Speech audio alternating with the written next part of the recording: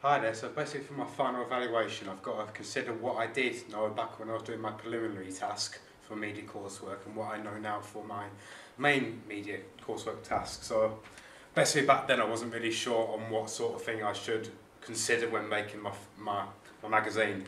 So for example, I wasn't really sure what kind of features to include on the front cover. So with this being my student magazine, front cover, and this being my music magazine front cover, as you can see, I've tried to use somewhat varied coloured styles for different styles and the attitudes for each different magazine style, because obviously you have different target audiences for each magazine style. So basically I try to use different colours for each one, with purple being like a sort of welcoming approach to it, with it being the college surroundings and everything. And then for my music magazine, because it's a metal genre, rock style magazine, I wanted a bit of attitude with it, so I felt red and white and black were quite strong colours, and it was easy to appeal to that sort of people.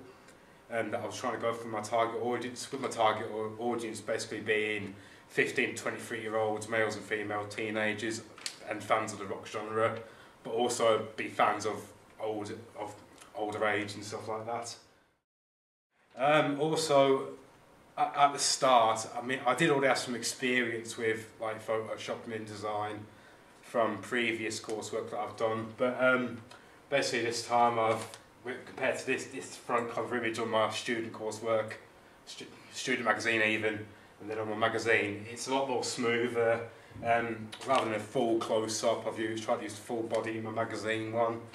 I've tried to edit images more, so compared to, got some images on this one for example, and then for my contents page on this one, the images are much more refined and edited to make it more fitting to the magazine.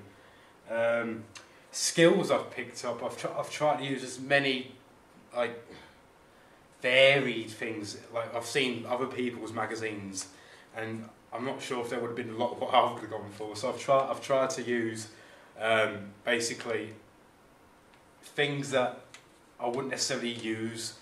So I mean, for example, I've tried to use like very detailed editing features. So I've gone right down to the skin, for example, to try and edit it that to make it that much more personal to the magazine, if you want to put it that way.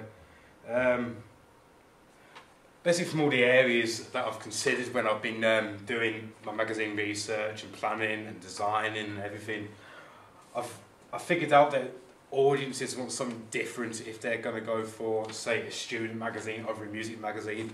I mean, it seems pretty obvious, but people with music magazines, they're like visual, factual stuff. I mean, you could say that's the same for college students, but also it's they want more information, some more text, less images. They want, rather than obviously the music magazine is straight to the point. College is where most students are practically every day, so they want to know what's going on all the time. Where if your music magazine was weekly, then they like to give time to what builds up over time. There's news and everything. The technologies I've used, I mean, I've used obviously cameras, computers, InDesign, Photoshop. All have helped me considerably in trying to make my magazine. And then obviously I've presented this all on my blog, and with PowerPoints and Glogster and SlideShare, I've tried to present it all in a nice fashion, so that it's easy to see, easy to review, and easy for the examiner to market basically at the end of the day. I've also, as you can see, I've done a contents page for both my magazines, the front cover. Then I've kind of done something different with my music magazine, which I've had to do, which is double-page spread. It's different compared to my other ones with the red and white and black. I mean, it's blue, white and black. So I mean, it's different contrasts all the time. I mean, I wanted a varied magazine. I wanted it to fit in with the theme of what I was trying to go for, especially with the bands being called Across All Oceans, Blue Oceans. It seems pretty obvious. And then with the purples on my student magazine, my college obviously has a purple theme to it. So again, that kind of seemed pretty obvious. But ways I've improved on each magazine is that like black outline on the text, it stands out more. This one seems a bit cluttered to me, so I've tried to reduce that. And also maybe the conventions of the front cover, so I've got the main titles, followed by a little piece of information under it. I've got the extra big plotties there, like there and there, for example. I've tried to make this one a bit bigger.